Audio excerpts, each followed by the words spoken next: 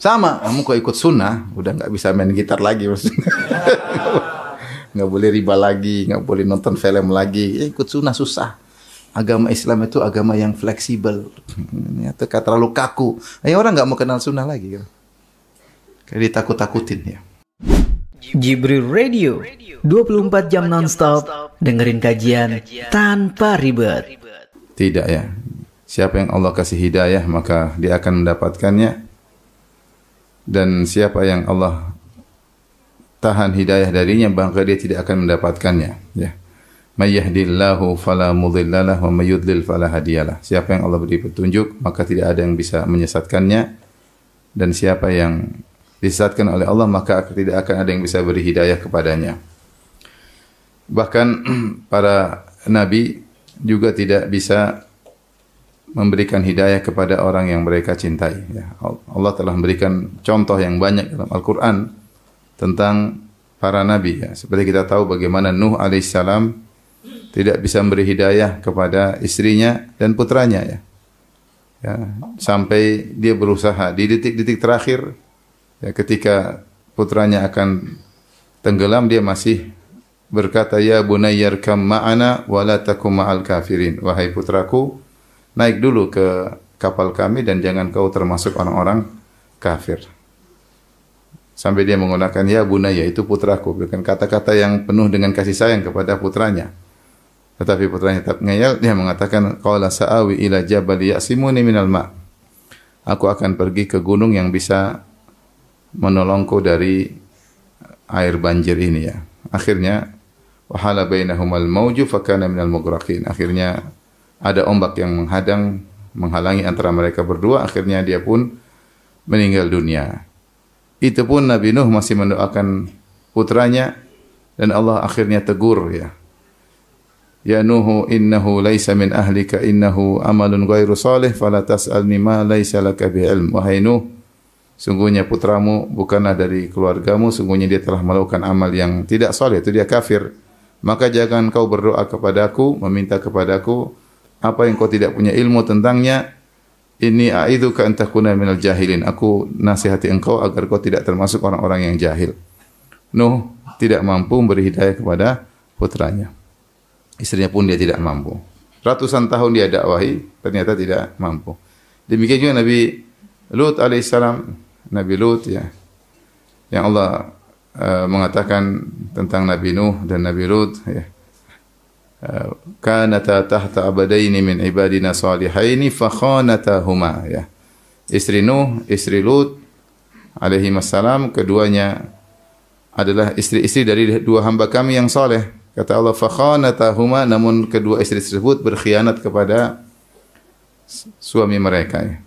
Akhirnya waqila dukhulan nar ma'ad dakhilin, maka masuklah mereka kalian berdua ke dalam neraka bersama orang-orang yang pertama kali masuk neraka. Bahkan kata para ulama, Nabi Nuh dan Nabi Lut sama sekali tidak bisa memberi secercah harapan kepada keduanya.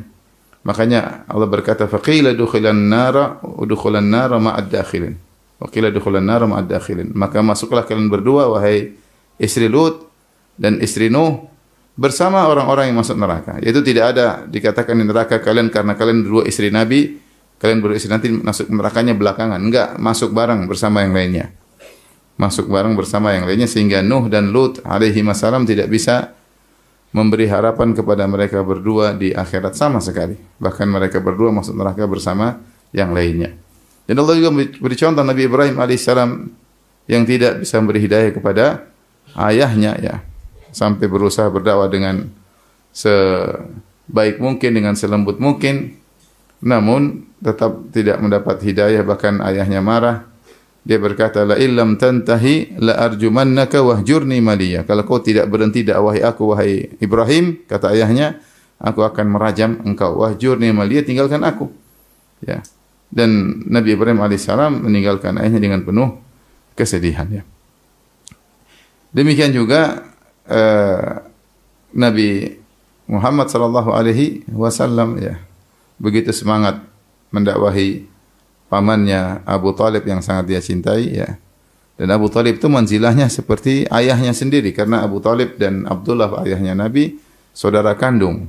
Dan Abu Talib mencintai Nabi seperti layaknya anaknya sendiri, bahkan lebih cinta daripada anak-anaknya. Ya.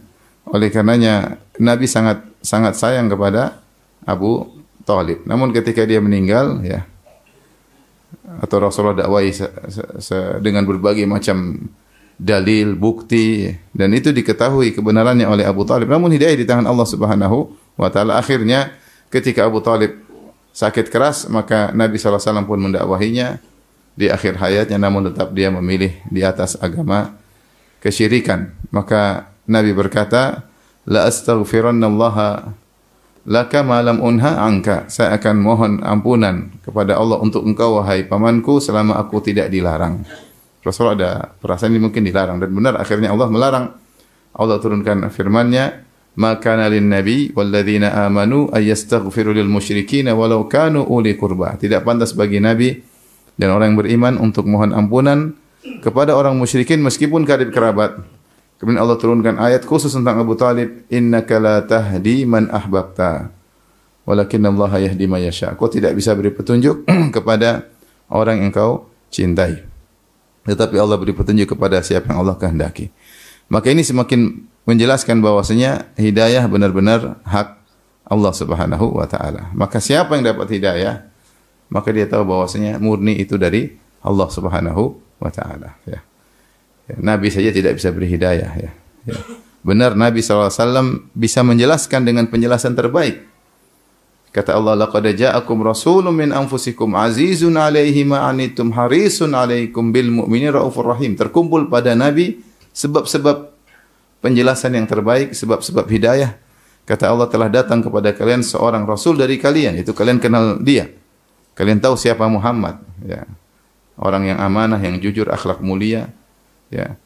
Min anfusikum azizun 'alaihi ma 'anittum. Kemudian dia merasa berat apa yang berat bagi kalian. Harisun 'alaikum, dan sangat semangat kalian dapat petunjuk. Bil mu'minina raufur rahim, sangat sayang kepada orang-orang beriman. Artinya terkumpul pada Nabi segala sebab hidayah, ya. Dan Allah mengatakan, wa innaka latahdi ila siratim mustaqim, dan engkau sungguh-sungguh benar-benar memberi penjelasan, itu hidayatul irsyad, petunjuk kepada jalan yang lurus. Namun siapa yang membuka hati manusia untuk menerimanya? Siapa? Allah Subhanahu wa taala. Nabi tidak mampu. Nabi tidak mampu, ya. Nabi tidak mampu. Bahkan pernyataan sebagian sahabat, saya lupa Abu Bakar atau Umar, ya. Seandainya pamanmu masuk Islam, kami lebih suka daripada orang tua kami yang masuk apa?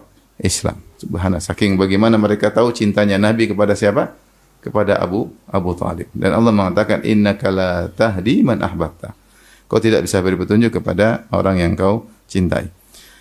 Maka dari sini, ketika seorang mendapatkan hidayah, maka dia yastash'ir, itu dia benar-benar hendaknya merenungkan, merasakan bahwasanya ini adalah karunia yang luar biasa dari Allah. Allah telah memilihnya dari sekian miliaran manusia, dipilih untuk mendapatkan hidayah Islam. Kemudian Allah pilih dia lagi untuk mendapatkan hidayah sunnah. Dan Allah pilih dia lagi misalnya untuk mendapatkan hidayah istiqamah, ya. Dan ini adalah kenikmatan yang luar biasa, ya. Taib. Oleh karenanya, meskipun sebab hidayah sudah terkumpul, jika Allah tidak berkehendak, maka tidak akan dapat hidayah. Sebagai contoh misalnya orang munafik. Orang munafik, mereka sebab-sebab hidayah sudah meliputi mereka. Mereka tinggal bersama Nabi, ya. Mereka juga sholat berjamaah bersama Nabi. Mereka juga dengar ceramah Nabi, ya. Tapi mereka munafik. KTP-nya Islam, zahirnya Islam, tapi batinnya apakah? Kafir. Mereka juga melihat akhlak Nabi, mereka juga lihat mukjizat Nabi sallallahu alaihi wasallam. Apa yang kurang? Satu aja, Allah tidak kasih apa? Hidayah. Sebab hidayah sudah full, tapi mereka tidak beriman. Mereka tidak beriman karena tidak dikasih hidayah oleh Allah Subhanahu wa taala, ya. Ya. Sebaliknya ada orang jauh dari sebab hidayah, tapi Allah kasih hidayah. Contoh Salman Al-Farisi. Salman Al-Farisi tinggal di tengah-tengah kaum Majusi, jauh di Persia, jauh dari Hijaz, jauh dari Makkah dan Madinah, ya. Kemudian bapaknya adalah pembesar Majusi, ya. Tapi subhanallah Allah kasih hidayah sehingga dia berjuang dengan perjalanan imannya sampai dia berjuang sampai jadi budak akhirnya ya, diperjualbelikan sampai jadi budak, akhirnya dia menebus dirinya supaya bisa mendapatkan apa? Hidayah. Siapa yang sangka orang seperti Salman bisa dapat apa? Hidayah. Allah yang kasih hidayah. Sama kalau kisah zaman sekarang seperti Syekh Abdullah Swaidi, adik kelas saya ya, di Madinah. Dari Swedia, orang bule ya. Tinggal di tengah komunitas Nasara, bahkan ateis ya. Tahu-tahu dapat hidayah. Sampai sekarang saya dengar keluarganya masih non-muslim. Jadi komunitas tahu-tahu belajar di Madinah, sekarang jadi doktor, bahkan jadi pendakwah. Dan diundang kemana-mana. Punya buku 3 jilid tentang membantah syubhat-syubhat ateis dalam tulisan bahasa Arab. Gimana? Ini orang bule ngalahin kita, gimana? Kita masih bulepotan. Dia subhanallah, siapa yang sangka ya, bisa dapat hidayah di tengah-tengah lautan kesesatan, di tengah lautan dunia, glamornya hidup dunia, ya, kenyamanan, tahu-tahu dia dapat apa? Hidayah. Ya, kalau Allah berkehendak kasih hidayah, dapat apa? Dapat hidayah ya. Oleh karenanya ini yang saya ingatkan bahwasanya hidayah murni dari Allah, oleh karenanya minta kepada Allah Subhanahu wa taala. Dan di antara doa yang paling ditekankan bagi kita doa minta hidayah. Ihdinas siratal mustaqim. Ya, ini doa yang wajib bagi kita kalau kita sholat selalu baca doa ini. Kita kalau sholat 5 waktu, setiap rakaat harus baca doa ini. Dan bahkan kalau kita perhatikan Al-Fatihah, muqaddimahnya semuanya untuk menuju doa ini. Ya, kita kan ihdinas alhamdulillahirabbil alamin. Ini pujian semua. Kita tahu di antara adab doa adalah memuji Allah. Alhamdulillahirabbil alamin, muji Allah. Ar-Rahmanir Rahim, muji Allah. Maliki yaumiddin, muji Allah. Kemudian iyyaka na'budu wa iyyaka nasta'in, bertawassul dengan amal. Sungguhnya Allah, hanya kepada Engkau lah kami beribadah dan hanya kepada Engkau kami mohon pertolongan. Kemudian baru minta. Jadi Al-Fatihah itu isinya pertama memuji Allah, kemudian bertawassul dengan amal saleh, kemudian berminta. Mintanya apa? Ihdinas siratal mustaqim, siratal ladzina an'amta 'alaihim ghairil maghdubi 'alaihim waladdallin. Amin. Ini semua satu rangkaian. Tunjukkanlah kami jalan yang lurus, ya, yaitu jalan orang-orang yang telah Kau beri nikmat kepada mereka, itu jalannya para nabi, para siddiqin, para syuhada, para salihin. Bukan jalan orang yang Engkau murkai, yaitu Yahudi maupun apa?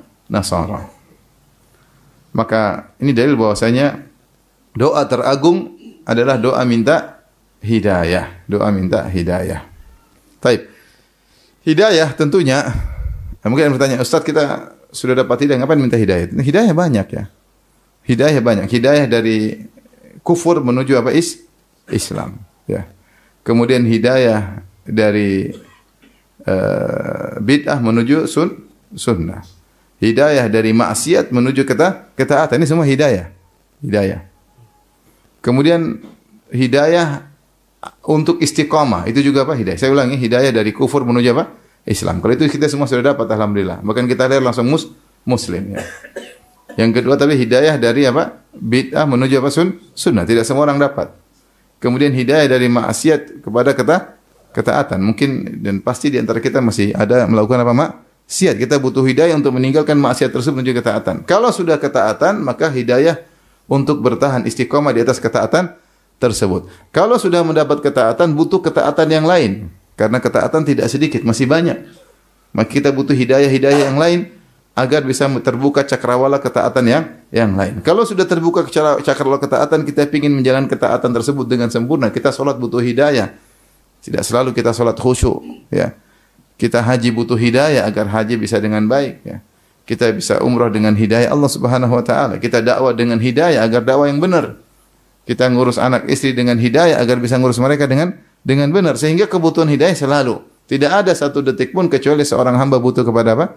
Hidayah. Makanya wajar jika kita selalu berdoa ihdinas siratal mustaqim. Jangan terbayang petunjuk cuma dari kufur ke Islam. Enggak, hidayah itu luas. Hidayah itu luas. Oleh karena Nabi SAW doanya banyak minta hidayah. Allahumma inna as'alukal huda wat tuqa. Allahumma inna as'alukal huda wat tuqa. Ya Allah, berilah aku petunjuk. Allahumma hdi qalbi. Ya Allah, berilah petunjuk kepada hatiku. Rasulullah minta hidayah, ya. Ya. Kemudian hidayah untuk istiqamah, ya. Ya muqallibal qulub tsabbit qalbi ala dinik, ya musarrifal qalbi ala ta'atik. Doa Nabi SAW banyak minta hidayah. Apa doa Nabi? Allah ketika jalan menuju salat subuh, Allahumma ja'al fi qalbi nuran wa fi sam'i apa? Nuran wa fi basarin. Itu atau hidayah. Ya Allah berikan hidayah kepada hati. Nur maksudnya apa? Hidayah. Agar hatiku dapat hidayah, agar pendengaranku di atas hidayah, agar penglihatanku melihat hidayah. Fauqi nuran tahti nuran, itu agar terjaga ya. Maka hidup ini selalu butuh hidayah. Kita aja menghadapi permasalahan, kita enggak tahu mulai dari mana, bagaimana menghadapinya. Ada masalah depan kita, kita butuh hidayah Allah. Allahumma hdini. Ya Allah berilah petunjuk kepadaku agar aku bisa menjalani ujian ini. Menjalani ujian butuh hidayah enggak? Butuh. Kalau enggak kita bingung. Kita terjungkal, kita terjatuh. Ya. Wa minan nasi ma ya'budullah ala harf. Wa in asabahu khairun itma'anna bih. Wa in asabat fitnatun qalaba ala wajhihi. Di antara manusia yang menyembah Allah cuma di pinggiran. Kalau dapat nikmat dia bertahan, kalau dapat ujian dia terjungkal, ya. Tidak semua orang bisa kokoh, tegar ketika menghadapi ujian. Maka hidayah benar-benar di tangan Allah dan mintalah kepada Allah. Dan di antara doa kunut Nabi sallallahu alaihi wasallam, Allahumma hdina fiman hadait. Ya Allah berilah aku petunjuk agar aku bisa bersama orang-orang yang telah Engkau beri petunjuk.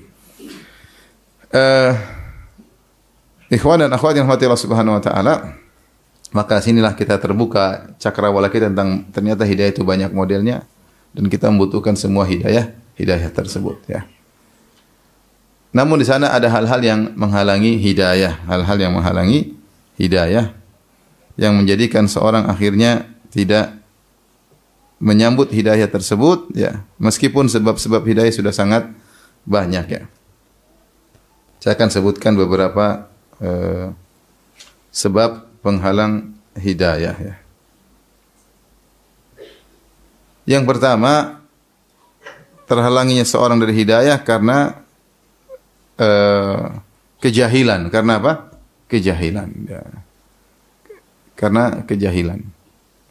Banyak orang benci dengan Islam karena tidak tahu tentang hakikat apa? Islam. Banyak orang benci dengan sunnah karena tidak tahu hakikat apa? Sunnah, ya. Maka dikatakan pepatah an-nasu a'da'u ma jahilu, ya. Manusia itu adalah memusuhi apa yang dia tidak tahu. Manusia memusuhi apa yang dia tidak. Kalau dia tidak tahu, tidak kenal, maka tak sayang, ya. Maka dia musuhin. Maka di antara sebab seorang terhalang dari hidayah tidak mau belajar. Kalau dia belajar, dia mengetahui, mendalami, maka dia akan menyambut hidayah tersebut, ya. Alhamdulillah banyak kita dengar orang-orang non-muslim yang kemudian belajar Islam, ya. Kemudian akhirnya mengenal Islam melalui tulisan-tulisan, artikel-artikel. Akhirnya banyak di antara mereka yang masuk apa? Islam. Karena kalau yang mereka dengar, ya beda. Mereka mendengar Islam itu begini. Setelah mereka membaca, mereka berinteraksi dengan orang Islam, akhirnya banyak di antara mereka yang masuk Islam. Maka ini terkait kufur kepada Islam. Demikian juga terkait dengan sunnah, butuh belajar, ya. Banyak orang memusuhi ajaran-ajaran sunnah Rasulullah sallallahu alaihi wasallam karena tidak tahu, ya. Tidak tahu. Tapi kalau mereka duduk di majelis ilmu, mereka mempelajari, mereka mendengar, mereka menilai, ya, dengan hati yang bersih, maka banyak di antara mereka akhirnya senang dengan sunnah dan akhirnya mengikuti jalan sunnah. Maka di antara hal yang menghalangi seorang dari hidayah tidak mau mendengar, tidak mau belajar, tidak mau mengetahui. Ini adalah nau'un minal i'rad, salah satu bentuk berpaling dari jalan Allah Subhanahu wa taala. Enggak mau, saya enggak mau hadir, saya enggak mau dengar, saya enggak mau baca sedikit pun, enggak mau, ya. Sehingga tetap memusuhi sesuatu yang dia tidak ketahui hakikatnya, ya. Padahal kalau dia tahu, dia akan nyaman di dalam kebenaran tersebut, ya. Makanya saya dulu aja waktu belum kenal sunnah, ya, saya malas sebenarnya, karena ada kajian di situ, ada di Jogja. Saya enggak mau, tapi ada seorang ikhwan yang sabar, dia bilang, ayo mas, kita ke sana. Enggak, ke sana aja loh. Dia paksa sampai saya merasa enggak enak, sampai saya harus duduk di kajian di salah satu ustadz di Jogja. Ini salah satu sebab hidayah. Saya sudah enggak mau, dia paksa aja. Kadang ketemu saya di masjid, ayo coba, saya jemput, saya antar. Dia antar saya, ya. Sampai saya merasa nggak enak, sampai akhirnya saya ke sana ngobrol sama sang ustadz, ternyata ustadznya nyaman, akhirnya saya ikut kajian, akhirnya jadi begini. Maksud saya di antaranya karena saya sudah dengar yang nggak enak tentang sunnah. Oh, gini beginilah, inilah anulah. Jadi saya sudah antipati sebelumnya. Ini tuh saya alami sendiri. Saya antipati, tapi ada satu ikhwan yang ya udah nggak usah dengar. Coba dulu deh, dia paksa sampai saya nggak enak sama dia. Saya datang dengan merasa tidak enak, tapi ya daripada dia marah, mending saya hadir aja. Ya saya pingin tahu sih juga. Akhirnya timbul kepo, pingin tahu. Akhirnya nyaman. Akhirnya apa? Nyaman ya. Oleh karenanya salah satu sebab tertolaknya hidayah karena tidak mendalami, tidak mengetahui, hanya mendengar dari sisi yang buruk-buruk tanpa mempelajari hakikat sesuatu tersebut. Tapi yang kedua di antara sebab penghalang hidayah adalah al-jalisus su', yaitu teman yang buruk. Itu circle yang buruk. Dan ini juga adalah salah satu sebab utama ya yang Allah sebutkan dalam Al-Qur'an bagaimana seorang menyesal masuk neraka gara-gara temannya. Wa yauma ya'addu adh-dhalimu 'ala yadayhi yaqulu ya laitani ittakhadhtu ma'ar rasuli sabila ya wailata laitani lam attakhidh fulanan khalila. Laqad adallani 'ani dzikri ba'da idh ja'ani wa kana syaitanu lil insani khadhula, dalam surat Al-Furqan. Kata Allah Subhanahu wa taala, di hari kiamat kelak orang zalim akan menggigit tangannya, itu menunjukkan penyesalan, jengkel, nyesal ya. Yaqulu ya laitani ittakhadhtu ma'ar rasuli sabila. Dia berkata, seandainya saya dulu mengikuti jalan Rasul. Ya laitani lam attakhidh fulanan khalila. Ya wailata laitani lam attakhidh fulanan khalila. Celaka aku, kenapa saya dulu tidak menjadikan si fulan, kenapa saya menjadikan si fulan sebagai teman? Laqad adallani 'ani dzikri, sungguh dia telah menyesatkan aku dari petunjuk ba'da idh ja'ani, setelah petunjuk datang kepadaku. Ini teman buruk ini membuat dia tersesat gara-gara salah berteman, gara-gara salah circle ya. Jadi ternyata di akhirat ada orang yang masuk neraka gara-gara ngikutin apa? Temannya. Ya wailata laitani lam attakhidh fulanan khalila. Seandainya dulu saya tidak menjadikan si fulan sebagai teman ya. Qadarullah jadi teman, akhirnya mengikuti dia, akhirnya masuk neraka jahanam ya. Karena pertemanan itu mengharuskan adanya sinkronisasi ya. Makanya sebenarnya berkata, anil mar'i la tas'al wasal an qarinihi. Ya. Kalau kau ingin tahu seseorang, enggak usah tanya tentang dia, tanyalah tentang teman dekatnya siapa. Ya. Fa kullu qarinin bil muqaran yaqtadi. Sungguh teman itu hanya mengikuti temannya saja. Ini perkataan seorang penyair. Jadi kalau mau tahu tentang seorang, enggak usah tanya-tanya temannya modelnya apa. Dia pasti mirip dengan apa? Temannya. Dan Rasulullah SAW berkata, al-mar'u ala dini khalilihi falyanzur ahadukum man yukhalil. Seorang berdasarkan agama teman dekatnya. Khalil maksudnya teman sahabat dekatnya. Maka seorang hendaknya milah-milih, memfilter siapa yang mau dijadikan teman. Karena kalau kita sering jalan sama dia, entah kita terpengaruh dia, entah dia terpengaruh kita. Pasti sinkron. Kalau enggak sinkron, kita enggak bisa berteman dengan dia. Ya, kalau kita lemah, ya, syakhsiyah itu kepribadian kita lemah, kita ke bawah. Kita ke bawah.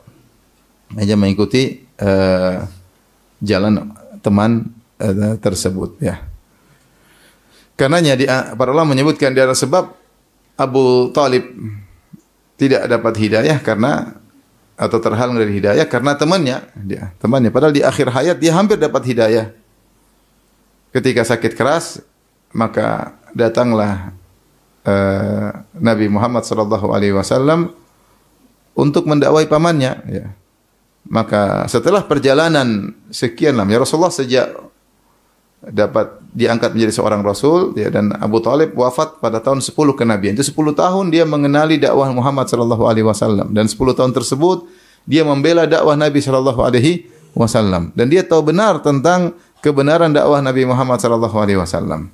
Makanya dia pernah menunjukkan ya pembelaan dia kepada Nabi sallallahu alaihi wasallam. Dia berkata, "Wallahi lan yasilu ilaika bi darbatin hatta uwassada fit turabi dafina." Kata dia, demi Allah, mereka tidak bakalan bisa mukul engkau wahai ponakanku sampai aku masuk liang lahat baru mereka bisa pukul engkau. Ya. Pernyataan luar biasa ya. Saya akan bela mati-matian.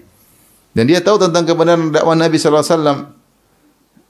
Dia berkata, "Walaqad alimtu bi anna dina Muhammadin min khairi adyanil bariyati dina walaulal malamatu wa hidharu masabbatin lawajadtani samhan bidzaka mubina." Kata Abu Talib, sungguh aku telah tahu agama terbenar adalah agama Muhammad dari seluruh agama-agama orang-orang. Jadi Abu Talib dia seorang pedagang, dia sudah melihat berbagai macam model agama. Dia sering ke negeri Syam. Dia tahu agama Yahudi, dia tahu agama Nasara, dia tahu agama Majusi, dia tahu agama musyrikin penyembah berhala, dan dia tahu agama Muhammad, dia tahu model-model agama. Dia mengatakan, aku telah mengetahui seluruh agama dan aku tahu agama yang terbaik agamanya ponakanku Muhammad sallallahu alaihi wasallam. Walaulal malamatu, kalau bukan karena cercaan, wahidharu masabbatin, karena untuk menghindari cacian, la wajadtani samhan bidzaka mubina, sungguh kau telah dapati aku akan jelas-jelas masuk Islam. Dan Nabi sallallahu alaihi wasallam tetap semangat mendakwahi pamannya ya. Sampai ketika akhir hayatnya, maka Rasulullah SAW pun datang jenguk pamannya. Maka Rasulullah berkata, "Ya ammi qul la ilaha illallah kalimatan uhajju laka biha indallah." Wahai pamanku, ucapkan la ilaha illallah, suatu statement yang aku akan bela engkau di sisi Allah Subhanahu wa taala. Kalau kau ngomong ini aja la ilaha illallah, aku akan bela engkau di hari kiamat kelak. Sampai sebagian ulama mengatakan seandainya Abu Talib masuk Islam, maka kedudukannya mungkin sejajar dengan Abu Bakar dan Umar, bahkan mungkin lebih. Ya, kalau dia masuk Islam. Ya. Karena Rasulullah bilang, aku akan bela engkau di hari kiamat kelak. Ya. Kenapa? Karena jasanya luar biasa. Yang rawat Nabi masih kecil siapa? Abu Talib. Abu Talib yang ngurusin Nabi sallallahu alaihi wasallam. Ketika Nabi diboikot oleh orang-orang Quraisy, Nabi tinggal di mana? Di Syaib Abi Talib, yaitu di tempat wilayah daerah milik Abu Talib situ. Dan seluruh Bani Hashim, kafir maupun muslim, bela Muhammad sallallahu alaihi wasallam. Ya, karena apa namanya? Karena hamiyah, itu karena kesukuan. Yang memimpin pembelaan tersebut Abu Talib. Sabar hidup susah bersama Nabi selama 3 tahun, ya, diboikot ya oleh orang-orang Quraisy ketika itu. Ya. Enggak ada yang berani mukul Nabi sedikit pun ketika Abu Talib masih hidup. Jadi jasanya luar biasa. Seandainya dia masuk Islam, mungkin kedudukannya di surga sejajar dengan Abu Bakar dan Umar, atau mungkin lebih daripada itu. Tapi dia tidak mau masuk Islam. Kenapa? Karena ada temannya ketika itu. Kata Rasulullah SAW, "Ya ammi qul la ilaha illallah kalimatan uhaju laka bi indallahi." Pamanku, ucapkan la ilaha illallah, suatu kalimat yang aku akan bela engkau di sisi Allah. Tiba-tiba ada Abu Jahal dan ada temannya satu. Mereka berdua berkata, "Atarghabu an millati Abdul Muttalib?" Wahai Abu Talib, kau benci dengan agama bapakmu Abdul Muttalib? Fa'aada. Maka Rasulullah ulangi lagi. "Ya ammi qul la ilaha illallah kalimatan uhaju laka biha indallah." Wahai pamanku, ucapkan kalimat la ilaha illallah, aku akan bela engkau di sisi Allah Subhanahu wa taala. Fa'aada. Keduanya temannya tadi ngulangi lagi. "Apakah kau benci dengan agama bapakmu?" Fakana akhiru maqal huwa ala millati Abdul Muttalib. Maka akhir hayatnya dia di atas agama Abdul Muttalib. Seandainya Abu Jahal dan temannya tidak hadir, kira-kira Abu Talib masuk Islam enggak? Masuk Islam. Hah? Kenapa? Seandainya temannya enggak datang tadi, kira-kira Abu Talib masuk Islam enggak? Masuk Islam. Enggak ada. Insyaallah ya. Cuma ada 2 orang ini, repot. Dia mau bilang Islam enggak enak sama 2 temannya. Kalau temannya enggak ada 2, antara dia dengan Nabi aja selesai. Tapi enggak ada teman 2 aja, dia enggak enak ya. Ini teman lama gimana? Teman gua. Akhirnya masuk neraka. Meskipun nerakanya yang paling ringan. Dia satu-satunya orang kafir yang berhak mendapatkan peringanan azab. Hukum asal orang kafir enggak dapat peringanan azab. Ya. Ya. Walladzina kafaru lahum nahur jahannam. Ya. Wala yukhaffafu anhum min adzabiha. Kata Allah Subhanahu wa taala, orang kafir tidak akan diringankan azabnya. Ya. Tidak ada orang kafir diringankan azabnya tidak akan diringankan. Kecuali siapa? Abu Talib. Makanya ketika Abu Talib sudah meninggal, Ibnu Al-Abbas bin Abdul Muttalib bertanya kepada Rasulullah, "Ya Rasulullah, ya Rasulullah. Ya. Apa yang bisa kau lakukan terhadap pamanmu?" innahu kana yahutu laka wa yaghdabu laka. Dia dulu melindungimu, dia dulu marah karena engkau. Apa ada enggak bisa yang kau lakukan buat pamanmu? Karena Abu Talib saudaranya Al-Abbas ya, sama-sama pamannya Nabi. Al-Abbas bin Abi Thalib paman Nabi, Abu Talib paman. Jadi tanya gimana kakak kita tuh gimana? Bisa enggak kau bantu wahai ponakan? Maka Nabi mengatakan, "Laula ana lakana fi darkil asfala minan nar. Huwa fi dhahdahin minan nar." Kalau bukan karena aku, dia sudah di neraka jahanam yang paling bawah. Kenapa Abu Talib kalau bukan karena syafaat Nabi berada di neraka paling bawah? Karena dia sudah tegak hujjah kepada dia seluruh hujjah. Dia tahu benar Muhammad sallallahu alaihi wasallam, dia tahu kebenarannya, dia kenal betul Muhammad ini ponakannya, dan dia tahu benar mukjizat Nabi, dia tahu semuanya. Tapi masih ngeyel. Harusnya di neraka yang paling apa dah? Dasar. Tetapi karena laula ana, kalau bukan karena aku, neraka paling dasar. Tapi kata Nabi, huwa fi dhahdahin minan nar, dia berada di percikan api neraka. Dhahdah itu adalah sungai yang surut, kalau seorang berjalan maka airnya cuma sampai di kakinya, tidak sampai melebihi mata kaki. Maka dalam sebagian riwayat yang lain kata Nabi sallallahu alaihi wasallam, inna ahwanan nasi adzaban yaumal qiyamah Abu Talib wa huwa yanta'ilu bi na'lain minan nar yagli bihima dimaguhu. Orang yang paling ringan adabnya di neraka adalah Abu Talib. Dia pakai sendal api, sendalnya saja, jadi apinya cuma di bagian kaki bawah aja. Ya. Dan ternyata otaknya mendidih. Antumnya kalau jalan misalnya di Mekah, di Madinah, kemudian musim panas, dah pakai sendal jalan panas sekali, enggak kuat itu ya. Panas. Atau di aspal lagi panas. Kalau di sini panasnya enggak terlalu, tapi kalau di Arab Saudi panas sekali ya. Kita lihat sendal, kalau tegel yang bukan tegel yang putih, tegel yang warna itu panas sekali ya. Kita enggak kuat. Kita jalan sebentar udah melepuh kaki. Gimana kalau pakai sendal api, apalagi api neraka, maka otak mendidih. Maka yang menyebabkan Abu Talib tidak masuk Islam, para ulama menyebutkan diantaranya karena ini. Karena teman-teman circle ini bahaya ya. Ibu-ibu jangan salah circle ya. Hati-hati. Sebagian wanita salah circle akhirnya repot ya. Duniawi ya. Malas ngaji. Circle membantah suami ya. Ada. Kalau ketemu temannya ibu-ibu yang lain, loh, kamu kok nurut banget sama suami? Jangan begitu, jangan dibodohin sama suami ya ini. Circle pembantah apa?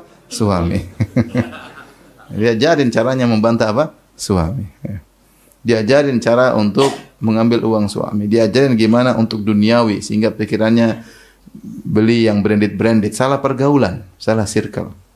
Tadinya pakai kantong plastik mau zuhud, sekarang harus bermerek. Siapa yang ngajarin? Salah circle. Kasihan. Sama bapak juga begitu ya. Salah circle bahaya. Taib. Jadi maksud saya ini penting ya.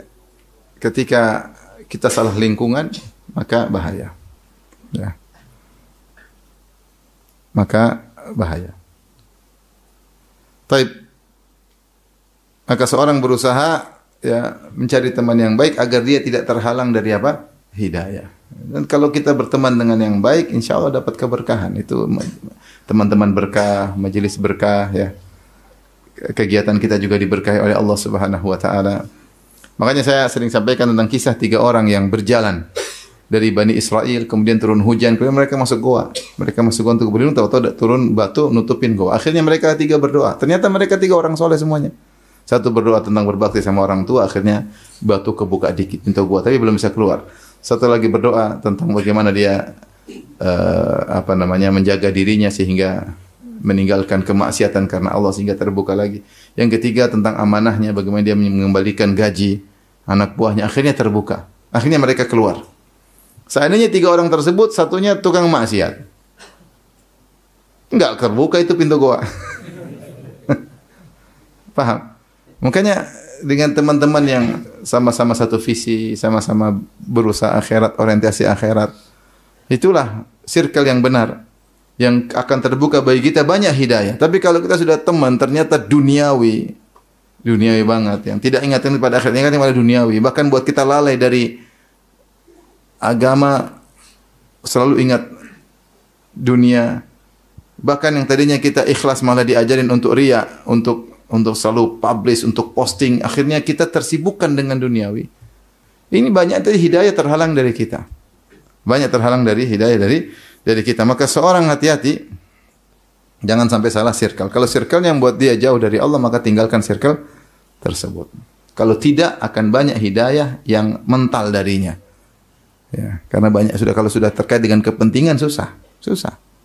Salah circle, salah bergaul, masuk dalam bisnis yang enggak benar, sudah. Mau kasih petunjuk kan ada kepentingan di situ, ada kepentingan.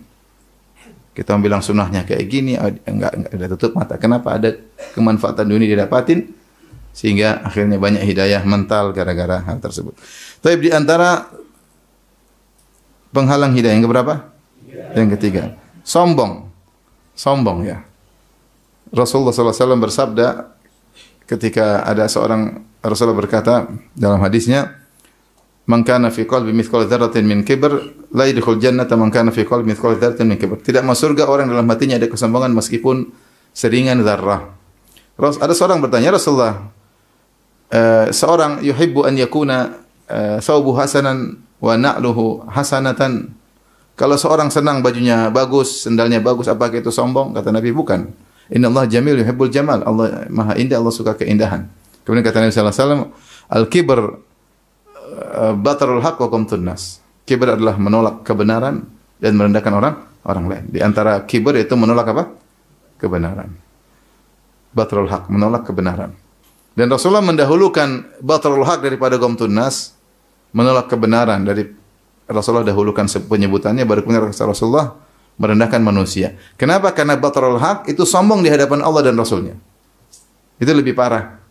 Karena kebenaran datang dari Allah dan Rasulnya kemudian ditolak. Ya. Jadi dia sombong di hadapan Allah dan Rasulnya. Makanya sombong yang paling bahaya, sombong yang menjadikan seorang menolak hidayah, menolak apa? Kebenaran. Lebih parah daripada sombong merendahkan orang lain. Mungkin dia sama orang lain tawadhu, tapi ketika datang kebenaran dari Allah dia tolak. Karena dia enggak sombong, merasa pintar, merasa ini, merasa anu, dia tolak, ngeri. Maka kesombongan yang parah adalah kesombongan di hadapan Allah dan Rasul daripada kesombongan di hadapan manusia yang lain. Dan keduanya melazimkan ya, ketika kebenaran tersebut datang dari orang yang menurut dia rendah, maka dia tolak. Kenapa? Disampaikan oleh orang yang menurut dia rendahan, maka dia tidak mau terima ya. Karenanya sejarah membuktikan bahwasanya pengikut para nabi rata-rata orang miskin. Ketika orang-orang kaya, maka mereka punya kesombongan. Mereka tidak mau menerima kebenaran karena kebenaran tersebut mungkin diikuti oleh orang-orang miskin. Mereka tidak mau disejajarkan dengan orang-orang miskin. Seperti Allah sebutkan tentang Nabi Nuh alaihissalam. Ya. Nabi Nuh alaihissalam, ya. Para kaumnya mengatakan, "Wahai Nuh, kalau kau ingin kami beriman, jangan dekatkan kami sama orang miskin mengikuti kalian. Mengikuti engkau. Kami ingin pisah, kami ingin. Tinggalkan mereka sama kami aja. Tinggalkan mereka sama kami aja. Kami orang kaya, biar kami yang beriman bersama engkau." Makanya mereka berkata, "Wa ma naraka taba'aka illa alladziina hum aradhiluna badiyar ra'yi." Kami melihat yang ikut engkau wahai Nuh dalam surat Hud, kami lihat yang ikut engkau wahai Nuh hanyalah orang-orang rendahan yang badiyar ra'yi, tidak pikir panjang, kau ngomong langsung ikut. Mereka tidak seperti kita. Kita pintar, kita telaah dulu, kita cerna dulu. Mereka goblok-goblok baru dengar langsung apa? Beriman. Orang-orang miskin biasa. Wa ma naraka taba'aka illa alladziina hum aradhiluna badiyar ra'yi. Kami lihat yang ikut engkau hanyalah orang miskin yang langsung menerima, tidak mikir, tidak cerna dulu, tidak seperti kami. Kemudian juga dalam ayat yang lain mereka berkata, "Qalu anu'minu laka wattabaka al-ardhalun." Apakah kami mau ikuti engkau sementara pengikutmu al-ardhalun, orang-orang rendah? Gimana? Enggak bisa. Enggak bisa kami gabung dengan mereka. Bahkan mereka mengatakan, "Tinggalkan wahai Nuh, tinggalkan orang miskin, kami akan beriman." Kata Allah, Nabi Nuh berkata, "Wa ma ana bitaridil ladzina amanu." Aku tidak bakalan ngusir mereka orang miskin, enggak bakalan.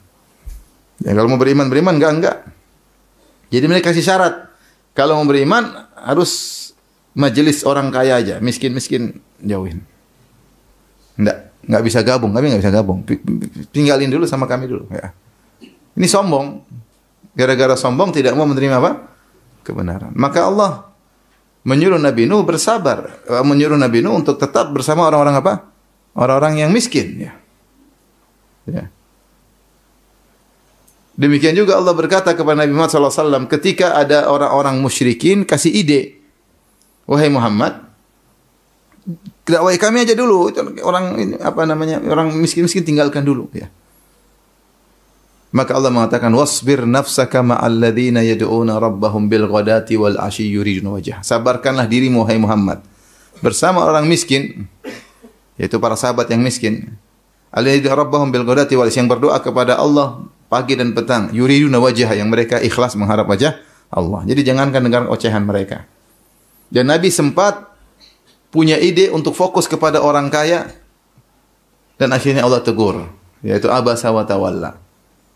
Ya, ketika Rasulullah sedang mendakwai beberapa pembesar orang Quraisy lagi fokus, tiba-tiba datang Ibnu Ummi Maktum yang buta. Dia datang, kemudian dia berkata, "Ya Rasulullah, ajarkanlah aku dari apa yang Allah ajarkan kepada." Maka Rasulullah berpaling dengan wajah masam, kemudian berpaling, kemudian pingin fokus sama, karena logikanya benar, ini orang kaya kalau dapat hidayah kan insya Allah bagus kan.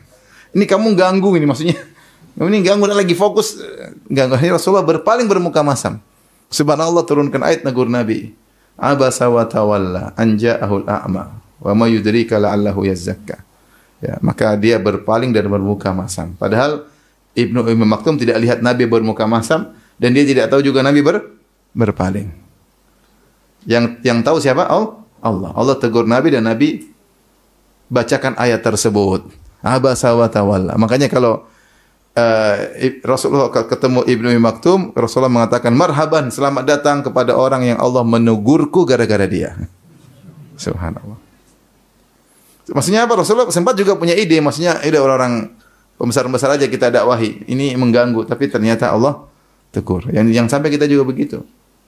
Kita lagi ada orang pejabat datang, anak ingusan. Jangan, enggak apa-apa, sambut, dia pengen hidayah. Ini kan kita baru usaha, ini sudah jelas-jelas dapat hidayah, bahkan pengen tambah hidayah. Ini masih belum tentu. Nah, ini masih belum tentu. Ya. Oleh karenanya, maka tentu memang ada maslahatnya. Rasulullah ketika mendakwahi orang kaya ada maslahatnya. Ada, tapi ketika ada orang miskin datang, tidak boleh diabaikan, tidak boleh diabaikan. Makanya saya terus terang agak sedih ketika mendengar ada kajian ternyata yang bayar mahal dekat dengan ustadznya, yang bayar murah paling belakang. Maksud apa pertimbangan apa di situ? Pertimbangan apa di situ? Kalau kita masjidkan yang datang paling dua di depan, silakan. Mau miskin mau kaya. Yang bayar 1.200.000 dekat ustadz. Bahkan yang bayar 2,5 juta bisa makan sama ustaz. Ngobrol sama ustaz. Yang bayar 600 di belakang remang-remang. Ini maksudnya pertimbangannya apa? Saya masih belum paham. Kemaslahatannya apa di balik itu ya? Kenapa harus demikian ya? Kenapa harus demikian ya? Baik, ini sekedar apa namanya? Curhat. Oh, kejadian. Iya, makanya kejadian saya cerita makanya. Jadi mau saya di antara hal yang menghalangi orang dari hidayah adalah kesombongannya. Sombong akhirnya tidak mau menerima hidayah. Maka demikian juga Allah sebutkan tentang misalnya kaum saleh, yaitu kaum Samud, kaum Nabi Saleh alaihissalam. Allah berfirman, qala al-mala'u alladhina istakbaru min qaumihi alladhina istud'ifu liman amana minhum ata'lamuna anna salihan mursalun min rabbih. Berkata orang-orang yang sombong dari kaum Samud, dari kaum Nabi Saleh kepada orang-orang miskin, kalian beriman ya kepada Saleh, ya. Kalian beriman kepada Saleh. Mereka ngejek. Jadi mereka orang sombong karena kesombongan buat mereka tidak beriman. Dan ini semua kembali kepada siapa? Iblis. Iblis yang sombong, ya, illa iblisa, ya. Kenapa? Istakbara, ya, sombong, ya. Maka dia berkata, ya, wahai ya Allah, apakah saya harus sujud kepada Adam? Khalaqtani min nar, khalaqtahu min tin. engkau ciptakan aku dari ana khairum minhu, aku lebih baik daripada Adam, khalaqtahu khalaqtani min nar wa khalaqtahu min tin. Engkau ciptakan aku dari api dan engkau ciptakan dari tanah. Api lebih baik daripada tanah. Gimana unsur api sujud kepada unsur tanah? Jadi iblis sombong sehingga tidak mau sujud kepada Adam, padahal Allah yang telah memerintahkan. Hati-hati, kesombongan ini bisa membuat orang menolak apa? Kebenaran. Kalau datang kebenaran, jangan lihat kepada siapa yang bawa. Lihat ini benar enggak, karena ini dari Allah dan Rasulnya. Kadang kalau kita fokus kepada yang bawa, kita bisa nolak. Kita bisa nolak. Ya. Harusnya kita fokus yang dia bawa benar atau tidak. Kalau benar kita terima. Meskipun pembantu kita yang sampaikan, meskipun supir kita yang sampaikan, meskipun mungkin anak buah kita yang sampaikan, meskipun siapapun. Ya mungkin anak SD yang tidak lulus ya sampaikan, kalau itu benar kita terima. Harusnya demikian karena Allah Subhanahu wa taala. Jangan lihat kepada siapa yang bawa, tapi lihat kepada konten dari yang dia sampaikan. Karena kalau kita lihat kepada yang bawa, terkadang kesombongan muncul, akhirnya kita tolak.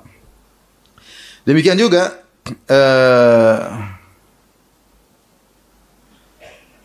seperti apa namanya? Oh nanti akan kita bahas ya tentang Fir'aun insyaallah setelah ini. Jadi salah satu sebab adalah al-kibr, kesombongan. Sebab berikutnya yang membuat orang terhalang dari kebenaran yang keberapa? Yang keempat, al-hasad, hasad, dengki. Ini penyakit sangat berbahaya ya, yang menghalangi banyak orang dari kebenaran ya. Di antaranya orang-orang Yahudi kata Allah hasadan min indi anfusim min ba'di ma tabayyana lahumul haq. Orang-orang Yahudi tidak mau beriman, kenapa? Hasadan, karena hasad dari diri mereka setelah jelas kebenaran bagi mereka. Mereka hasad, ya tentu mereka menolak kebenaran banyak sebabnya. Di antaranya Allah sebutkan karena hasad. Karena mereka lihat ternyata nabi terakhir bukan dari bangsa Bani Israel, tapi dari suku Arab. Sementara mereka meyakini bahwasanya mereka adalah suku terpilih Allah Subhanahu wa taala. Orang paling rasis di dunia ini orang Yahudi. Paling rasis. Kita dapati sebagian orang rasis dengan sukunya. Di tanah air ada yang rasis? Enggak ada.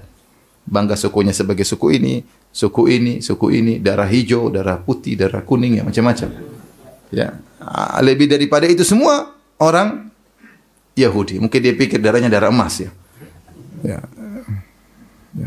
Itu rasisnya luar biasa, rasismenya luar biasa. Nah, ketika ternyata ada nabi terakhir bukan dari Bani Israel, maka mereka tidak mau beriman. Cuma satu masalahnya, itu nabi bukan dari bukan dari Israel, itu aja. Sampai mereka begitu semangat beriman dengan nabi tersebut, sampai mereka sengaja pindah dari negeri Syam pindah ke Hijaz, dan mereka tahu nabi tersebut akan berhijrah ke daerah yang penuh dengan korma. Maka mereka pindah ke Khaybar, mereka juga pindah ke Madinah, menantikan kedatangan nabi tersebut, dan mereka tahu ini sudah waktunya datang nabi tersebut. Ketika datang, falamma ja'ahum ma arafu kafaru bih. Ketika datang siapa yang mereka kenal, mereka justru kafir. Ya. Padahal mereka tahu nabi benar, ya. Ya. Alladzina atainahumul kitaba ya'rifunahu kama ya'rifuna abna'ahum. Orang-orang kami berikan kitab, yaitu yang diberikan Taurat orang Yahudi, mereka mengenal Muhammad seperti mengenal anak mereka. Allah kasih gambaran bahwasanya mereka kenal Nabi Muhammad SAW dengan pengenalan yang benar-benar yakin. Sebagaimana kita kenal anak kita tahu kayak apa modelnya, sifat fisiknya bagaimana, hobinya apa, mainnya kemana, mereka tahu. Mereka tahu sifat fisik Nabi, mereka tahu. Apa yang Nabi perintahkan, mereka tahu. Teman-temannya Nabi, mereka tahu. Main kemana, hijrah kemana, mereka juga tahu. Tapi ketika datang, mereka tidak beriman. Kenapa? Hasad. Karena hasad. Itu aja. Karena kalau mereka tahu ada nabi terakhir dari suku lain, berarti suku mereka turun derajat. Karena nabi terakhir ternyata dari bangsa lain. Inilah yang menjelaskan juga, menjadikan yang lain juga hasad ya. Seperti apa? Orang-orang kaum Nabi Saleh juga tidak beriman kepada Nabi Saleh ya. Abasyaram minna wahidan nattabi'uh. Apakah satu orang kita ikuti, kita banyak kok. Enggak gitu Saleh satu orang. Kita pembesar-pembesar banyak orang. Ngapain kita ikuti Saleh? Apa? Hasad. Ya. Demikian juga seperti disebutkan dalam sirah, dalam riwayat Ibnu Hisham, Di antara sebab kenapa Abu Jahal tidak mau beriman karena apa? Hasad. Hasad. Ketika ada seorang bertanya kepada Abu Jahal, bagaimana menurut engkau tentang kau dengar dari Muhammad? Maka Abu Jahal dari Bani Makhzum, maka dia berkata, tanaza'na nahnu wa Banu Abdi Manaf asy-Syaraf. Kami, yaitu Banu Makhzum, bersaing dengan Banu Abdi Manaf untuk meraih kemuliaan. Itu Banu Hashim, maksudnya Banu Abdi Manaf, kabilahnya siapa? Rasulullah sallallahu alaihi wasallam. Kami bersaing. At'amu fa at'amna, wa hamalu fa hamalna, wa a'tau fa a'taina. Mereka bagi makanan, kami juga bagi makanan. Mereka kemudian menjalankan tugas-tugas yang baik, kami juga menjalankan tugas-tugas yang baik. Ya. Dan mereka memberi, kami juga memberi. Jadi kami selalu bersaing. Dan dua kabilah paling top dari Quraisy, yaitu kabilah Bani Hashim sama kabilah Banu Makhzum. Kabilahnya Nabi Muhammad SAW, kabilahnya Abu Jahal. Dia berkata, hatta idza tajadaina ala rukab wa kunna ka farasai rihan qalu minna nabiyyun ya'til wahyu minas sama. Sampai ketika kami sudah bersaing, lutut kami sudah seimbang, seperti kuda yang sudah tinggal di ujung bersaing, siapa yang menang? Yang berpacu tinggal sudah sama-sama setara. Tiba-tiba mereka bilang, kami punya nabi yang wahyu turun kepada kami. Gimana kami menyainginya? Kalau kami ngakui dia nabi, selesai, kami kalah saingan. Cara satu-satunya, kami nggak mungkin bilang, oh kamu punya nabi, kita juga punya nabi. Nggak mungkin. Karena nggak ada wahyu yang turun kepada Abu Jahal. Cara satu-satunya agar kami tetap dalam persaingan yang sama, kami dustakan nabi tersebut. Sehingga kami tetap setara. Ini sebab diantaranya Abu Jahal tidak mau beriman kepada Nabi Muhammad SAW agar tetap seimbang. Ini rivalnya siapa? Rival gua ini. Kalau diakui selesai ya. Repot. Ya. Di antara sebab kenapa Abdullah bin Ubay bin Salul tidak beriman, jadi orang munafik. Kenapa? Karena hasad. Ya. Kenapa? Karena ketika terjadi perang saudara antara suku Al-Aus dan suku Al-Khazraj yang mereka dikenal dengan Banu Qailah. Mereka neneknya satu, namanya Qailah. Punya anak-anak sampai akhirnya terkumpulkan pada dua suku Al-Aus dan suku Al-Khazraj. Suku Al-Khazraj lebih banyak dari suku Aus. Di antara suku Al-Khazraj adalah Abdullah bin Ubay bin Salul. Ya. Kemudian mereka berperang 120 tahun, sekitar 100 tahun lebih lah, 100 tahunan. Sampai akhirnya puncak-puncak peperangan pada Yaumul Bu'ats, itu 5 tahun sebelum Nabi berhijrah. Yaumul Bu'ats. Maka terjadi perang yang dahsyat sehingga seluruh senior mati, kecuali tinggal satu senior yang belum mati. Satu senior tersebut adalah Abdullah bin Ubay bin Salul. Dari kedua belah pihak. Senior suku Aus tewas, senior suku Aus juga tewas. Tinggal satu yang belum mati siapa? Abdullah bin Ubay bin Salul. Akhirnya mereka sepakat, habis perang ini kita angkat si Abdullah ini bin Ubay bin Salul jadi pemimpin kita. Kita berikan mahkota sehingga dia menjadi pemimpin suku Al-Aus dan suku Al-Khazraj di Madinah. Dan Abdullah sudah siap jadi pemimpin. Karena tinggal dia satu ekor yang jadi apa? Satu-satunya yang masih senior. Yang lain semua anak-anak muda. Ternyata mereka pada masuk apa? Islam. Akhirnya yang jadi pemimpin adalah Nabi Muhammad SAW di kota Madinah. Maka dia hasad. Dia tidak mau masuk Islam. Terpaksa masuk Islam ketika perang Badar, kaum muslimin menang. Dia takut akhirnya masuk Islam tapi munafik. Di antara sebabnya, kenapa? Karena hasad. Karena hasad. Oleh karenanya, hasad ini adalah penghalang hidayah. Ya. Dan mengantarkan orang untuk berbuat zalim, mengantarkan orang untuk meninggalkan hidayah. Sudah dapat hidayah, dia tinggalkan. Gara-gara apa? Hasad. Gara-gara hasad. Taib, di antara sebab penghalang hidayah adalah jabatan dan kekuasaan. Yang keberapa ini? Yang kelima, jabatan dan kekuasaan. Sebagai contoh nyata ya tentang hal ini, seperti perkataan Fir'aun. Fir'aun ketika didakwahi oleh Nabi Musa dan Harun, ya, hujahnya kuat ya. Dan Fir'aun tahu mereka di atas kebenaran. Nabi Musa Harun atas kebenarannya. Makanya Allah sebutkan, ya, wajahadu biha wastaiqanatha anfusum zulman wa uluwa. Mereka menolak kebenaran, padahal mereka yakin, jiwa mereka yakin. Kenapa mereka tolak? Zulman wa uluwan, karena mereka sombong, merasa tinggi. Ya. Mereka nolak kebenaran. Dan Nabi Musa pernah berkata kepada Fir'aun, laqad alimta ma anzala haula ila rabbus samawati wal ardi basair. Kata Nabi Musa, wahai Firaun, sungguh kau telah tahu tidak ada yang menurunkan seluruh mukjizat ini kecuali Allah Subhanahu wa taala. Kau tahu, hatimu tahu. Ya. Cuma di antara sebab dia tidak mau beriman karena tidak ingin lengser dari kepemimpinannya. Apa kata kaumnya? Faqalu anu'minu, mereka berkata anu'minu li basyaraini mithlina wa qaumuhuma lana abidun. Bagaimana kita mau beriman kepada Musa dan Harun sementara kaum mereka menyembah kita? Kata Firaun dan Haman. Gimana kita mau beriman kepada Musa dan Harun sementara kaum mereka menyembah kita? Gampangannya seakan-akan mereka berkata, lah, kalau kita beriman kepada Musa dan Harun, ya kita beriman kepada agama budak-budak kita. Ya kita turun tahta dong. Tadinya mereka nyembah kita, sekarang kita balik nyembah mereka. Enggak lah. Kita akan hilang kekuasaan. Di jabatan, ya enggak lah. Masa kita beriman kepada dari budak-budak kita? Karena Musa dan Harun dari Bani Israel, budak-budaknya Firaun. Ya. Jadi tidak mau kehilangan kekuasaan dan jabatan. Di antara contoh nyata juga tentang ini adalah Heraklius ya. Sebagaimana saya pernah ceramahkan dalam kisah tragis Heraklius ya. Yang dia sudah mengakui kebenaran Nabi Muhammad SAW ketika dia panggil Abu Sufyan. Kemudian dia tanya-tanya tentang Nabi SAW. Seluruh pertanyaan yang detail. Bagaimana. Banyak pertanyaan yang dia simpulkan bahwasanya Nabi Muhammad adalah Nabi yang benar. Berdasarkan informasi yang disampaikan oleh Abu Sufyan. Dan Abu Sufyan itu adalah musuh pengganti Abu Jahal. Dia musuh paling besar dari kaum Quraisy yang melawan kaum muslimin. Abu Jahal tewas, yang ganti siapa? Abu Sufyan. Dalam perang Uhud siapa pemimpinnya? Perang Badar Abu Jahal. Abu Jahal tewas. Perang berikutnya perang Uhud adalah Abu Sufyan. Perang Khandaq juga siapa? Abu Sufyan. Dan seterusnya. Oke, ketika dipanggil Abu Sufyan, kemudian Heraklius tanya, setelah dapat informasi dia ambil kesimpulan.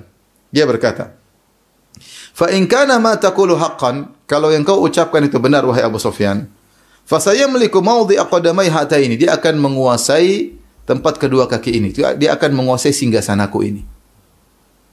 Dia akan menguasai singgasanaku ini. Walau a'lamu anni akhlusu ilaihi latajashamtu liqa'ahu. Kalau saya tahu saya bisa sampai kepada dia, saya akan berusaha menuju dia. Ya. Akan berusaha bertemu dengan dia. Walau kuntu indahu, kalau saya berada di sisi Muhammad, la ghasaltu an qadami, saya akan cuci kakinya. Bayangkan Heraklius, raja Romawi, bilang begitu. Itu yang sekarang itu lagi berkuasa di alam semesta. Siapa? Heraklius. Heraklius apa Donald Trump? Heraklius. Gampangannya, misalnya seorang ketemu Donald Trump, dia berkata, kalau saya ketemu dia, saya akan cuci kakinya. Kira-kira ini orang hebat nggak ini? Yang ngomong bukan sembarang orang, yang ngomong Donald Trump misalnya. Orang luar biasa.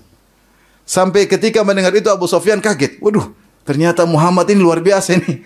Ini pemimpin dunia, Heraklius takut sama dia. Karena Heraklius ngomong benar. Ya, kalau saya bisa ketemu dia, saya akan cuci kakinya sebagai bentuk apa? Penghormatan. Subhanallah. Jadi benar-benar dia mengakui kebenaran. Tapi apakah dia beriman setelah itu? Jawabannya tidak ya. Kenapa? Takut kehilangan kerajaannya, takut kehilangan kekuasaannya.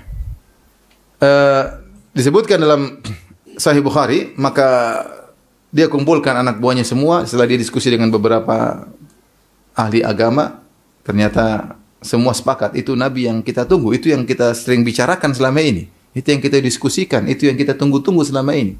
Kesibukan mereka nunggu datang Nabi terakhir, karena mereka tahu saatnya tiba adalah tahun-tahun ini. Nah sekarang sudah tiba, itulah yang kita nanti-nantikan. Akhirnya dia sudah yakin itu Nabi Muhammad SAW, maka dia kumpulkan anak buahnya, dia tutup istananya, kemudian dia menyampaikan bagaimana kalau kita ikuti Nabi ini, kita akan semakin jaya, semakin kokoh. Akhirnya anak buahnya ngamuk semua. Ketika anak buahnya ngamuk, dia bilang, saya cuma coba iman kalian. Ternyata iman kalian top. Udah. Saya cuma coba aja. Jadi cuma coba-coba aja. Akhirnya dia milih kerajaan daripada akhirat. Ya.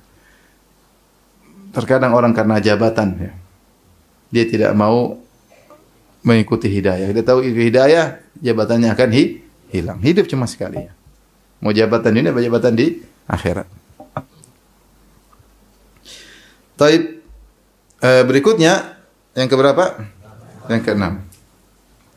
Di antara sebab terhalangnya hidayah adalah syahwat, yaitu ada duniawi yang harus dikorbankan. Tidak mau meninggalkan kenikmatan duniawi tersebut, ya. Inilah sebab sekarang juga banyak ahlul kitab yang tidak mau masuk Islam. Karena orang Islam susah katanya. Nanti masuk Islam disunat. Kemudian khamar haram. Nggak boleh lagi ini, nggak boleh nggak boleh bersolat, macam-macam. Susah. Susah. Kalau kita agama ahlul kitab kan nyaman ya. Khamar oke. Ke tempat ibadah pakai baju indah, kelihatan aurat oke. Nonton film-film juga oke. Babi juga sangat lezat. Khamar juga sangat apa? Lezat, luar biasa ya. Kalau itu semua masuk Islam semua tidak boleh. Saya pernah naik pesawat ya, bisnis kelas dengan istri ya. Dibayarin orang. Pesawat Belanda ya, apa KLM apa namanya saya lupa. KLM ya. Jadi naik pesawat, istri saya pakai cadar, saya pakai begini, pakai baju ustad, ya. Pakai songkok ya. Ya. Terus dia kasih apa namanya minuman. Saya ambil, saya pikir jeruk karena orange kan. Terus saya iseng nanya, apa ini? Nggak usah tanya saya ngomongnya gimana. Pokoknya ini apa? Terus dia bilang sempen. Sampai apa sempen? Wah, bir. Waduh, subhanallah. Padahal saya sudah pakai baju ustad. Ya karena rahib-rahib mereka juga suka mabuk. Mau pakai baju rahib kasih. Karena mereka suka mabuk ya. Mungkin dipikir pendeta muslim juga suka mabuk ya. Subhanallah. Ya kalau masuk Islam tidak boleh lagi minum, repot. Ini menghalangi banyak orang dibuat buruk-buruk tentang Islam. Kamu nanti nggak boleh gini, nggak boleh gini, nggak boleh gini, nggak boleh gini. Wah, susah. Sama, kamu kok ikut sunnah, udah nggak bisa main gitar lagi, nggak boleh riba lagi, nggak boleh nonton film lagi. Ya, ikut sunnah susah. Agama Islam itu agama yang fleksibel. Ternyata terlalu kaku. Orang nggak mau kenal sunnah lagi. Kayak ditakut-takutin ya.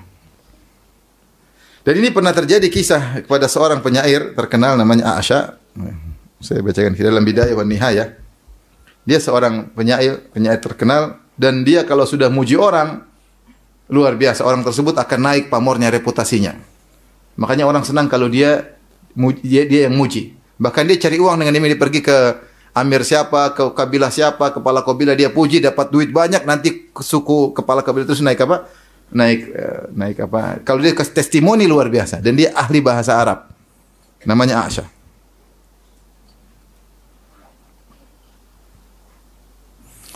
A'sha bin Qais bin Tha'labah dari Bakar bin Wa'il ya.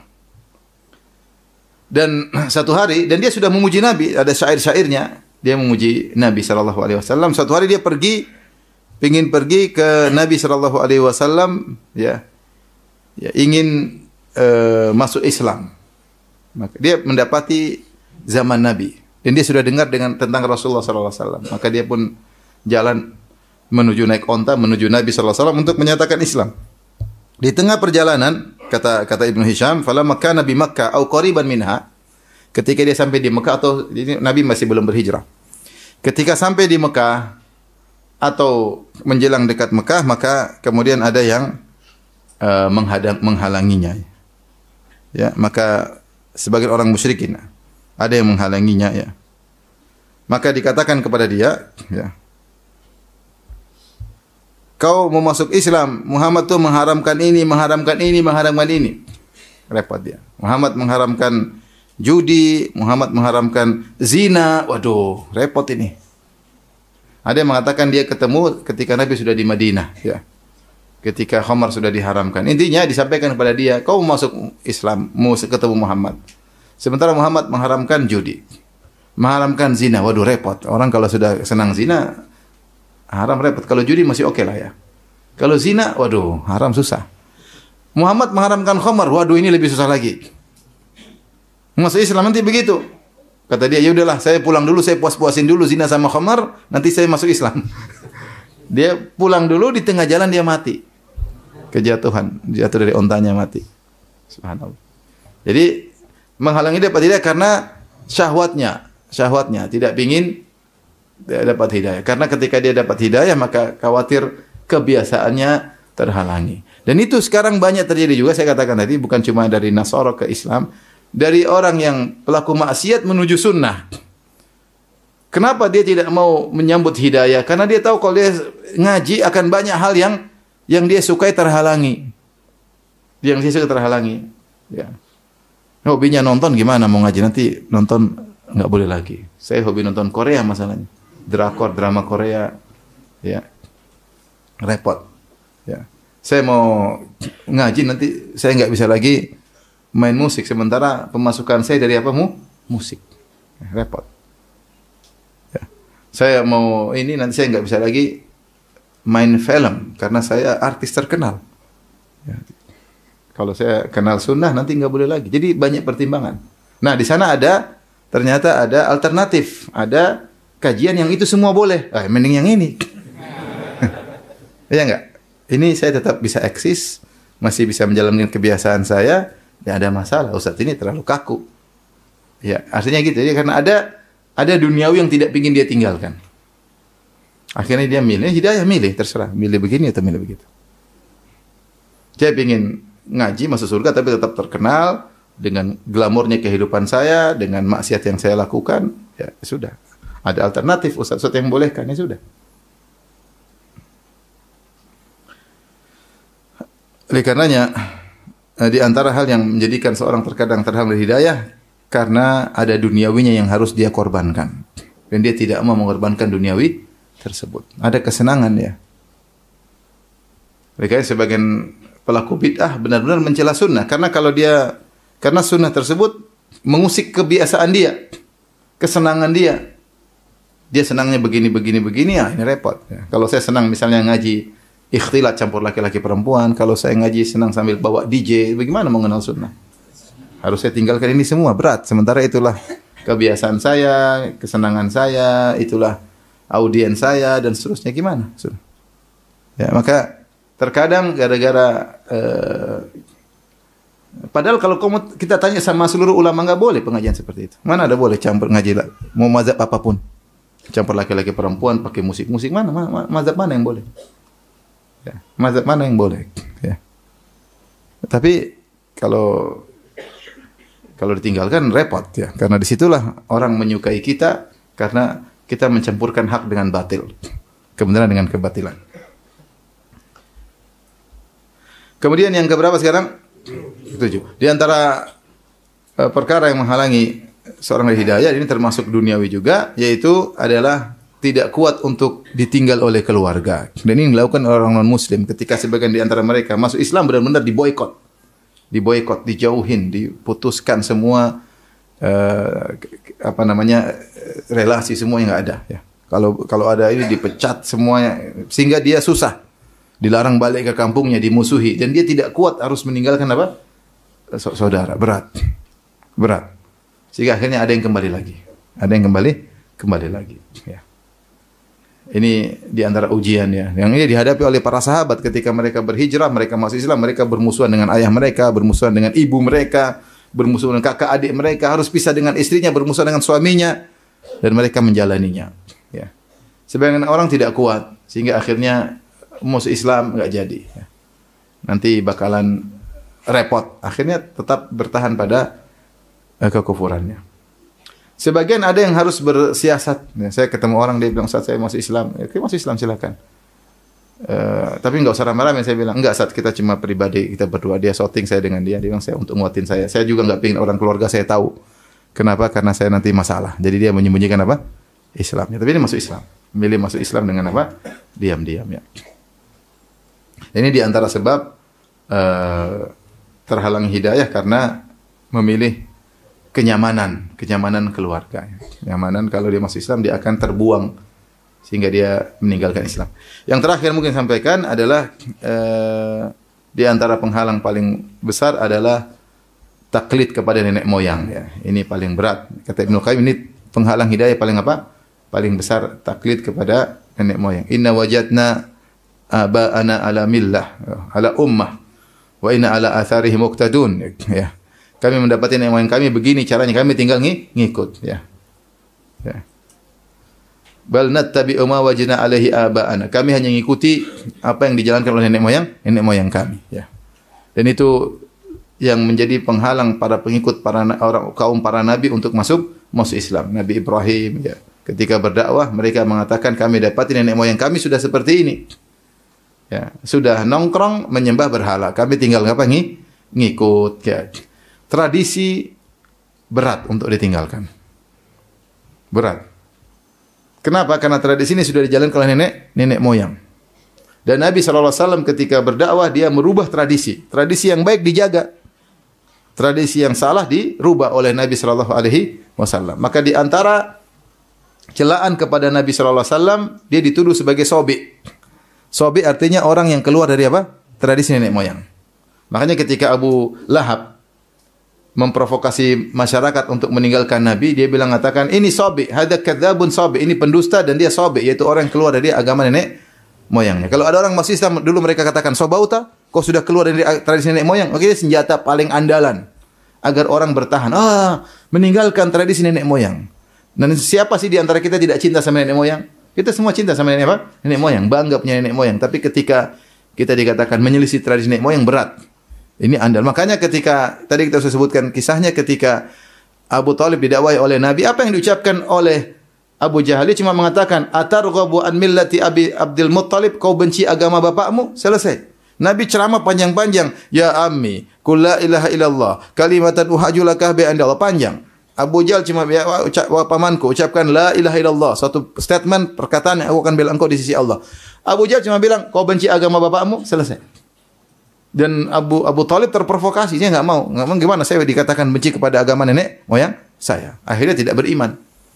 Maka ini paling berat, menyelisih tradisi, berat sekali. Sampai sekarang banyak orang Islam masih di atas tradisi yang salah, masih banyak. Ya, masih banyak. Banyak atau tidak? Banyak. Ya, kita tidak memusuhi tradisi yang baik. Kita versi Islam, ya. Versi Islam. Kita kan Islam datang untuk memfilter tradisi. Tradisi baik kita ambil, kita kembangkan seperti kita di Indonesia banyak tradisi kesopanan, tradisi silaturahmi, tradisi sama tetangga baik, tradisi kerjasama, gotong royong, banyak tradisi yang kita miliki, yang bahkan kita pupuk tradisi tersebut. Dan ada tradisi yang tidak sesuai. Tradisi yang menyelisih syariat, ya. Kalau kita Islam sebagai dalam kacamata Islam ini menyelisihi syariat. Ini menyelisih apa? Syariat. Sampai begitunya saya suka dengan tradisi. Saya aja buka puasa di Madinah menjaga kearifan lokal, tetap buka puasa dengan tempe goreng. Ini tradisi yang saya sukai. Gorengan sama bakwan goreng. Maksud saya, Nabi pun demikian. Makanya Rasulullah sebutkan, Allah menyebutkan atau Rasulullah bersabda, "Innama bu'itsu liutammima makarimal akhlak." Sungguhnya aku diutus ini untuk menyempurnakan akhlak yang mulia. Maksudnya apa? Sebelum Nabi diutus sudah banyak akhlak mulia yang ada di tengah-tengah kaum jahiliyah ketika itu. Ada misalnya keberanian, terus setia kawan, terus menjamu tamu, kedermawanan. Ini ada. Dan Nabi mengatakan saya akan sempurnakan, tapi tradisi yang salah Nabi filter. Dan kadang Nabi modifikasi. Contoh, orang-orang Arab jahiliyah ketika mereka ingin menyampaikan suatu pengumuman yang penting, mereka naik di atas gunung, di atas bukit, kemudian mereka buka baju mereka, kemudian mereka ambil pasir, mereka tuangkan ke kepala mereka, kemudian mereka berteriak, "Ya Sobaha, ya Sobaha," yaitu silakan datang, ada pengumuman. Itu cara mereka untuk beri pengumuman. Nabi ketika ingin beri pengumuman bahwa dia seorang nabi, dia juga melakukan cara yang sama. Dia naik di atas apa? Di atas bukit, tapi dia tidak buka baju. Dan dia tidak tuangkan pasir di mana? Kepalanya, karena tidak benar. Tapi dia naik di atas bukit dan dia mengucapkan kata yang sama, "Ya Sobaha." Itu pengumuman. Seakan-akan lagi diserang. Ya, jadi Nabi kalau ada tradisi yang bagus, ada bagusnya, ada buruknya, tinggal dimodifikasi. Yang difilter yang tidak benar, tidak sesuai dengan Islam, ya. Seperti di zaman jahiliyah wanita buka aurat, maka tradisi buka aurat dirubah dengan adanya kewajiban berjilbab. Dulu mereka tidak pakai jilbab. Ini orang bilang lagi jilbab tradisi Arab. Bukan, tradisi Arab tuh nggak pakai apa? Jilbab. Islam datang dengan menyuruh pakai jilbab, ya. Nah, kalau sudah tradisi susah, ya. Nggak usah tradisi nenek moyang, tradisi keluarga besar kita juga susah. Nggak usah kita bicara tradisi nenek moyang beneran satu tanah air. Ini tradisi keluarga besar mau diselisih susah. Ya. Seakan-akan mereka memberi gambaran kalau kau bilang ini salah, nenek moyang kita salah. Kita bilang nenek moyang kita salah, mereka beruzur. Mereka nggak tahu. Apakah nenek moyang kita maksum? Tidak mungkin salah. Dan nenek moyang orang beda-beda. Nenek moyang dia, nenek moyang kita beda-beda. Kamu juga nanti jadi nenek moyang 1000 tahun lagi. Maksud saya digambarkan bahwasanya kalau menjadi nenek moyang berarti tidak menghormati mereka, berarti. Enggak, mereka kan punya kondisi tersendiri. Belum sampai dakwah kepada mereka, itu mungkin terbaik yang bisa mereka lakukan. Yang kita tahu ya kebaikan baru kita perbaiki. Kita perbaiki. Contoh seperti di suatu daerah, di situ terkenal banyak ulama, ternyata tradisi tidak bisa dihilangkan. Tetap warisan yang pegang perempuan, ya enggak? Ada enggak? Banyak atau sedikit? Banyak. Enggak bisa. Dakwah macam apa sih enggak bisa. Itu saya ingin jelaskan, tradisi itu berat. Padahal sudah tahu agamanya seperti apa, Islam itu seperti apa, tapi meninggalkan tradisi seperti itu sulit karena sudah tradisi apa nenek moyang. Sama juga di suatu daerah, masya Allah Islamnya bagus, banyak orang hafal Quran. Ternyata kalau sebagian mereka kalau mau nikah itu perempuan dicuri dulu. Ada enggak? Ada, tradisi. Kita enggak bisa ngomong. Tradisi harus dilestarikan, dijaga. Padahal masih syariat. Gimana perempuan dicuri, khalwat dan macam-macam? Kalau terjadi apa yang terjadi? Tapi tradisi. Mau diapain? Ya. Jadi ini salah satu penghalang luar biasa. Kalau tradisinya merupakan kesyirikan, lebih susah lagi. Kalau tadi bukan kesyirikan, cuma pelanggaran syariat. Ada yang tradisi kesyirikan, tidak bisa. Orang Islam yang punya. Misalnya tradisi harus nyembelih kebo di sawah untuk penghormatan kepada Dewi Sri. Tapi Dewi Sri itu siapa? Coba tanya orang-orang Hindu. Dewi Sri itu dewa perempuan namanya Dewi. Iya. Entah istrinya dewa laki-laki yang mana, saya juga kurang tahu ya. Tapi maksudnya ada mereka punya keyakinan ya, atau Dewi, saya sudah pernah tanya, tapi itu dia bilang, itu bagi mereka silakan, bagi kita beda. Kita nggak bisa, itu bukan agama kita, bukan agama kita. Kalau mereka silakan, mereka punya keyakinan. Saya pernah nanya sama mereka punya keyakinan, yaitu hak mereka, silakan. Kalau kita tidak, kita hanya kepada siapa? Allah. Ini tradisi tidak bisa kalau umat Islam tidak bisa. Nenek moyang dulu nggak ngerti mungkin, yang lain. Ya. Kalau tradisi sampai pada kesyirikan repot. Ya. Oleh karenanya seorang berusaha berfikir dengan logika dia terhadap dalil yang datang kepada dia. Jangan dia menggunakan ya dia buang akalnya kemudian dia berfikir dengan logika nenek moyang. Nenek moyang dulu punya kondisi tersendiri yang belum sampai mungkin hidayah kepada mereka, ilmu belum sampai kepada mereka, punya cara berfikir sendiri. Kita sekarang berbeda. Ya pakai akal kita, logika kita, informasi yang masuk kita kelola. Jangan pakai kita buang akal kita pakai akal orang dulu, beda. Ya. Akhirnya di antara sebab utama yang menghalangi seorang dari hidayah adalah tradisi ya. Tapi demikian saja ikhwan dan akhwat yang rahmati Allah Subhanahu wa taala apa yang bisa saya sampaikan tentang penghalang-penghalang hidayah, dan jangan lupa terus berdoa kepada Allah, ya Allah berilah aku hidayah. Allahumma nas'alukal huda wat tuqa wal afafa wal ghina. Allahumma hdina fiman hadait. Sering berdoa. Kita ini butuh hidayah. Setiap detik kita butuh hidayah. Kita mau komentar aja harus ada hidayah. Kalau enggak salah komentar. Benar. Nanti bikin heboh ya. Oleh karenanya seorang butuh hidayah dari Allah dalam segala urusan. Demikian saja apa yang saya sampaikan. Tidak ada tanya jawab. Saya ada kegiatan berikutnya. Demikian wabillahi taufiq hidayah. Assalamualaikum warahmatullahi wabarakatuh. Jibril Radio 24 jam nonstop dengerin kajian tanpa ribet.